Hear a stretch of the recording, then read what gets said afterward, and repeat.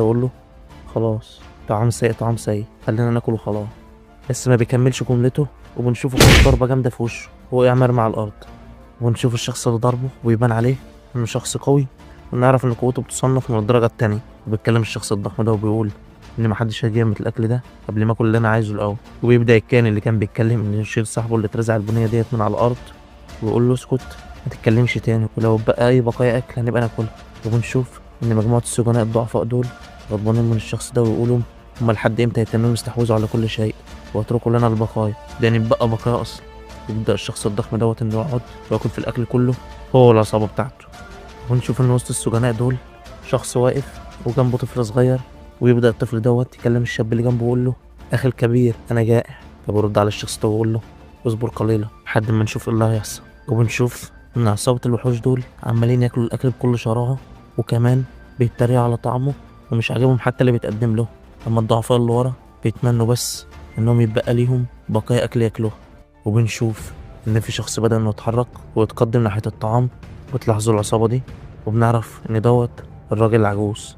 وبيبدأ انه يتقدم لمكان الطعام، بس بيوقفوا افراد العصابة دول ويقولوا له انت رايح فين، ما انتش معدي من هنا لغاية اما زعلنا يخلص اكل. فبيتكلم الشخص العجوز ده وبيقول لهم انا مش طالب كتير، كل اللي انا عايزه بكل احترام هو وعاء واحد بس، ده هيكفيني لان انا مكلتش بقالي مدة طويلة. مش شايفين ان عجوز ضعيف زي يستحق وعاء واحد زي ده؟ فبيتكلموا فرد العصابة ده ويقول له انت متعرفش القوانين ولا ايه؟ ده بس لو فرد من عصابتنا تقدر انك تاكل براحتك وتعمل اللي انت عايزه، غير كده لا طفل ولا جائز يفرق معانا، مفيش اي استثناءات. وبنشوف ان الراجل العجوز ده وطى دماغه لتحت، والشخص دوت لسه عمال يكلمه وما بيردش العجوز ده عليه.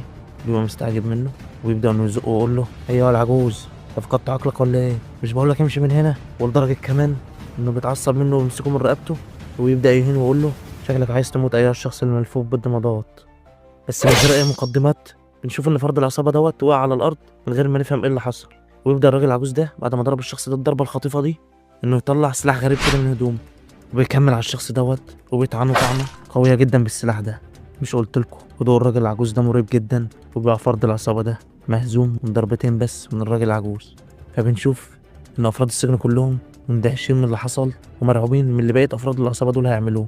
ويبدأ زعيم العصابة انه يلاحظ اللي بيحصل ده، وبيقول من اللي بيجرؤ على افساد وجباتي اللذيذة، وبيأمر بقية افراد عصابته انهم يحضروا له العجوز ده لهنا. بس بنشوف الراجل العجوز واقف بكل هدوء بدون اي ذرة خوف، وعلى استعداد كمان من اللي هيحصل.